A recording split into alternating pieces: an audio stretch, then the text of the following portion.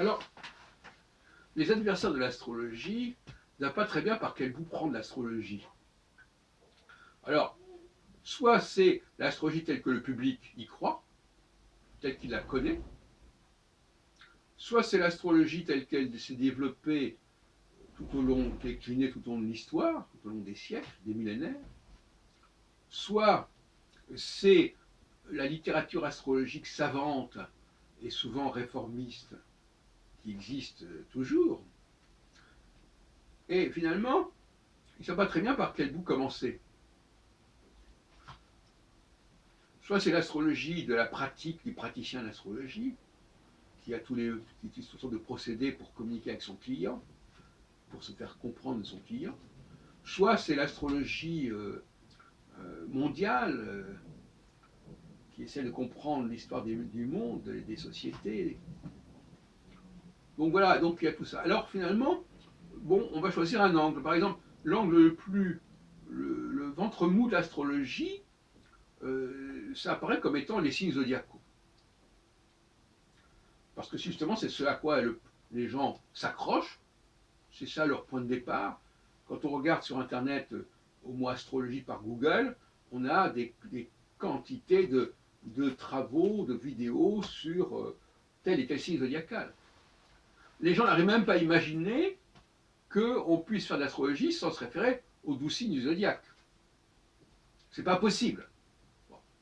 Et par conséquent, Bray-Morel, par exemple, lui, il s'est décidé, déterminé à s'intéresser à l'histoire du zodiaque. J'en ai parlé d'ailleurs dans une conférence, dans un entretien que j'ai eu avec lui au lendemain de sa conférence le 5 novembre, que vous pouvez voir sur Internet bientôt, qui est déjà enregistré. Et donc, voilà, donc il faut montrer que le zodiaque a évolué, qu'avant il n'y avait que certaines constellations.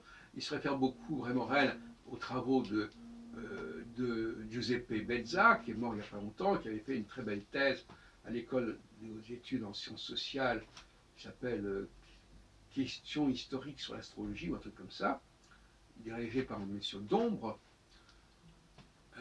Et voilà, donc il veut montrer que finalement tout ce système zodiacal, il a connu différentes aventures, différentes péripéties, différents avatars, et on en a parlé d'ailleurs longuement, moi je suis assez d'accord avec lui de toute façon, bien évidemment.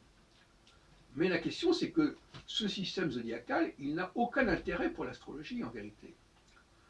D'ailleurs, Kepler lui-même avait pris ses distances par rapport au zodiaque. Barbeau a pris ses distances par rapport au zodiaque en astrologie mondiale. Gauquelin ne tient absolument pas compte du zodiaque. Alors quand on nous dit, par exemple, dans sa conférence du 3 novembre, quand Bray-Morel nous dit « Ah d'ailleurs, il y a une statistique sur les 12 signes zodiacaux, en prenant les dates de naissance de millions de personnes, qu'on trouve dans les compagnies d'assurance, je sais pas quoi, et ça ne donne rien. » Et alors La seule chose qu'il peut prouver comme ça, il n'a pas tort, c'est que les gens s'attachent aux signes zodiacaux à tort. Mais en quoi ça concerne l'astrologie? Ce que les gens prennent de l'astrologie, c'est leur problème. Ce qu'on fait de l'astrologie, c'est le problème de ceux qui font ce qu'ils font. Moi, je suis un spécialiste des questions de l'emprunt. Quelqu'un qui emprunte quelque chose et qui en fait quelque chose, d'autres, c'est son problème. Moi, je ne suis pas responsable de ce que les gens font, de ce que je peux dire ou écrire. Donc l'astrologie n'est pas responsable des dérives populaires, horoscopiques qui existent. Oui, mais attention, non, si, c'est de l'astrologie, donc voilà, les astrologues doivent en répondre. Ah non, je suis désolé, non.